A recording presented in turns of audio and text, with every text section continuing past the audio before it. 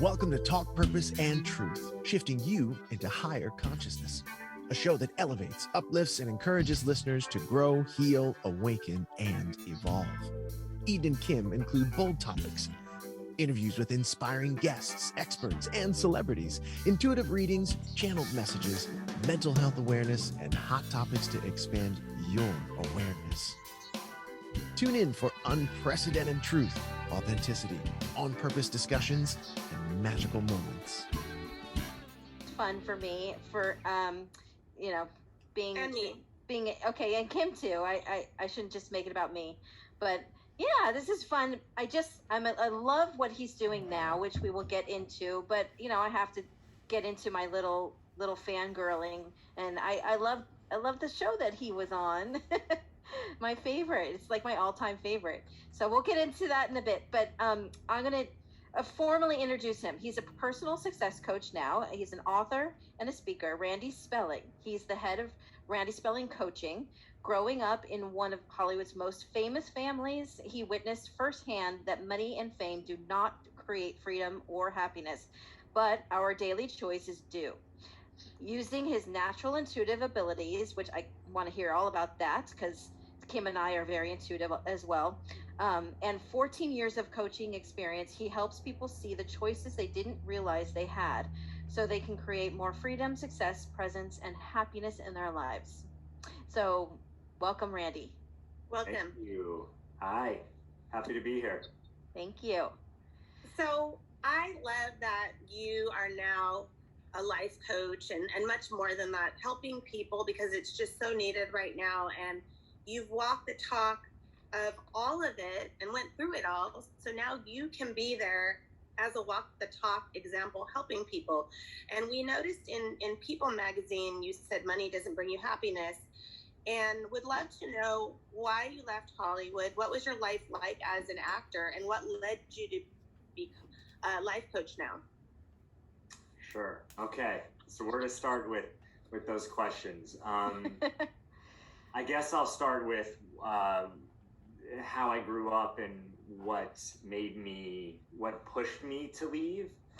So yeah, I grew up in a very famous Hollywood family. My father was a television producer named Aaron Spelling. My sister, Tori Spelling, is a famous actress, celebrity. And I was the shy, quiet one. My sister wanted to go into acting and be in the spotlight from very early on. From when I was born, she was already making an appearance on shows. So for me, I never quite had that in front of the spotlight bug. And I was just incredibly quiet and sensitive, and I was intuitive from pretty early on. I remember one of my favorite memories actually was my parents would play this game with me where I would go up to my room and count to 30, and then I would come down, and on the kitchen table they would have all of these items. And my dad smoked a pipe, so it was his pipe bag and various items on the table, and I would go and I'd pick the item that they had touched. And this was, I can't remember whose idea it was, but I just remember I could see very clearly all the items on the table even now. But, that sort of got pushed under the rug as I got older, and I had to be more macho and boy-like and, just be a kid growing up. And so cut to teenage years, I saw... So Beverly Hills 90210 was and it was so big at this time. I mean, it was really a phenomenon of a show. And so my sister and my dad were all walking through Caesar's Palace, the Forum shops there, and they were getting mobbed. I mean, it must have been 400 people, security and everything. And it was the first time, I think I was about 15. It's the first time that I saw this different type of connection that I'd never noticed before. People who would otherwise be walking by each other now would stop, and they had this moment where their paths crossed. And I thought, wow, whoa, that is so powerful to be able to not only meet people that you otherwise wouldn't meet, but have that moment of connection. Like, what an energy exchange, what a gift, what could be done with that gift. So I didn't know this at the time, but that was the moment where the light bulb went off. And I remember sitting at the dinner table at one of the restaurants there telling my parents I want to act. Then I went into acting classes, started studying, became an actor, was on various shows and did movies. And it was just sort of this line. I did love it. It was a very creative process. I enjoyed it. But it was kind of like, what's next? What's next? So I was a TV actor. And then at that time, it was, well, you have to do movies to be taken seriously. So then I did movies. I didn't feel any different. I didn't feel any more important. I didn't feel any more confident or better about myself. So then I went into the music business. I really liked music and I wanted to put positive music out there. Believe it or not, I was actually in the hip hop world. So I put out a couple of hip hop albums of other artists. But then, I thought, okay, I'm going to be an executive now. So I put my feet up on the desk and I got comfortable and it was fun for a week. And then I realized I don't feel any better. And I was still hurting inside. I didn't feel enough. I wanted to feel purposeful, couldn't find what that was. So then I started filling myself with drugs and alcohol, just trying to not only numb myself, but also to fit into a world that I was trying to fit into. I had to anesthetize myself somehow. That didn't work in finding what I really wanted. It almost brought me to death. I mean, my friends thought I was gonna die. I probably almost died about 4 or 5 times. And then 2006, my father passed away and the wheels just came off the bus. I was deep into addiction. I was doing this reality show that was everything against who I was, what I stood for, what I wanted to do in the world. And it was just my lowest point. And so I cleaned myself up. And then I had that scary moment of realizing, oh my gosh, I'm like a 12-year-old child. Who am I? What am I going to do in this world? And what saved my life was when I was around 18, I had an acting coach who her name was Catherine Daly, very spiritual, wonderful woman. And she started talking to me about these different books and meditation. And I literally, as she was talking, I was just eating everything she was saying. And I thought, why did I not know this before? Wait, I'm home. Tell me more. And then I read all sorts of books and got into meditation and metaphysics of all kinds. And I had some really fantastical experiences. And if I didn't have those, I'm sure that I would have died, because that's what got me out, is knowing that there's more to life, and I wasn't living it and I wasn't feeling it. And so I said, if I can live that way, then keep me here and show me how to do that. If not, take me out, because I'm done. And I guess I wasn't taken out, so I'm here, and I ended up becoming a life coach and been doing this for 14 years. Wow, it's like a whole separate life or another life that you're living now. Completely different. Yeah. That's what it felt. People talk about Saturn Return. I wasn't aware of Saturn Return until I got to that age. And I looked back and I thought, wow, that when I look back now, I feel like that was a different timeline. Yeah. Totally different. Yeah, that makes sense. And then you talked about your intuition and when you were that young, noticing the when people cross paths, and that's what you took out of that chaos that was going on. Yeah, that's what you picked up. So yeah, I mean, I can completely relate, because that's how I felt growing up, and I always felt like I was different and I didn't know why. And that's a whole other story, obviously, but I can really relate with that. Yes. Yeah. That's how I see the world.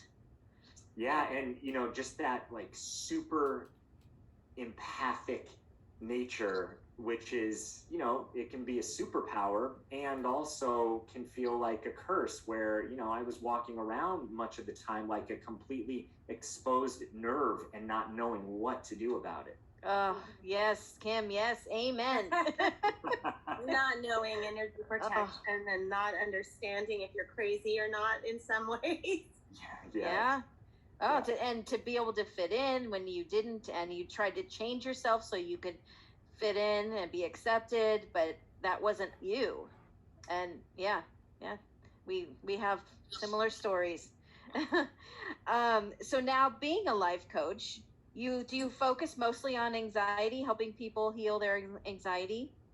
I don't. So I have a particular program that helps with that, and I partnered with a colleague out of London named Jag, who was already doing anxiety work, and I just thought that this was even before the pandemic. I just saw it's just getting worse and worse, and so this is just a program that I offer, which is specific to anxiety, and it's really a mental training program, is how to work with your conscious and your subconscious mind. And there's a lot of other things in there, but no, my specialty, I don't know, I've worked with so many people over the last 14 years in many different areas, but it's really how to find real balance, how to take these spiritual concepts such as forgiveness, loving yourself, feeling good enough, don't sweat the small stuff, all these things that we hear and you go, yeah, that sounds good. I know I need to be doing that.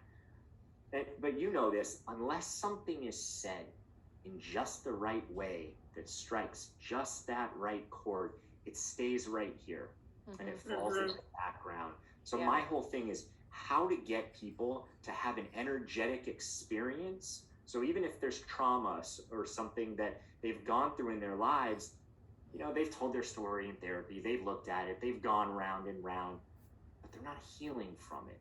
Yep. So what is it?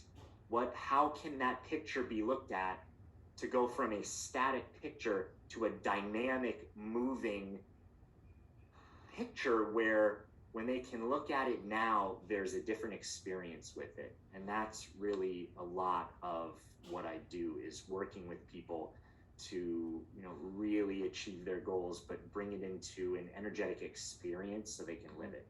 Like raising their consciousness. Yes.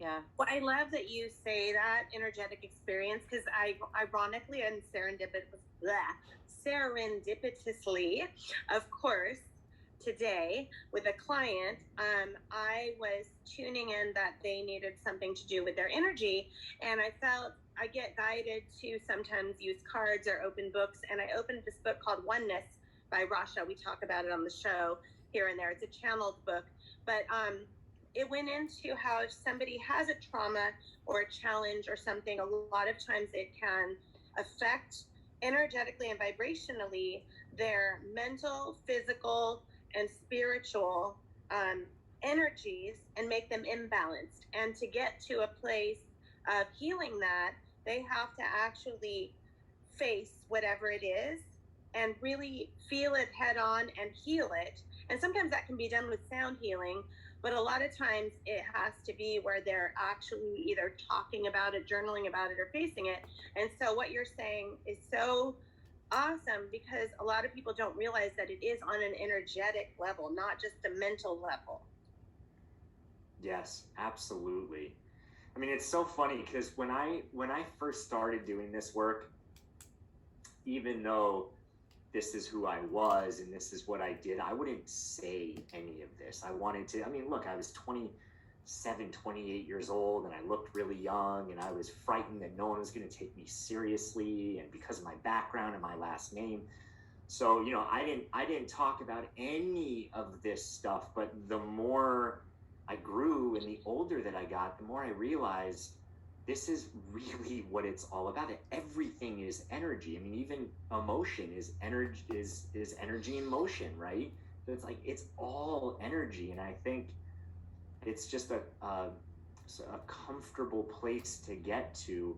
I think anyone can relate to the fact that you can hear something over and over, but until you experience it, it's not the same. And maybe you've all had one of these moments where it seems like the simplest of moments when you retell a friend, you're like, no, I was washing the dishes, and in this moment, half scrub, it became clear to me that presence is really what we're all here for. That if we could be completely present, everything else falls away. It's like that moment that you can't really articulate, and when you're telling someone, they're like, oh, They don't get the gravity of it, but that was an experience for you because you saw it. Yeah. You lived it in that moment, and it's that powerful that you will remember that forever, because that was the moment where there was a breakthrough of living it.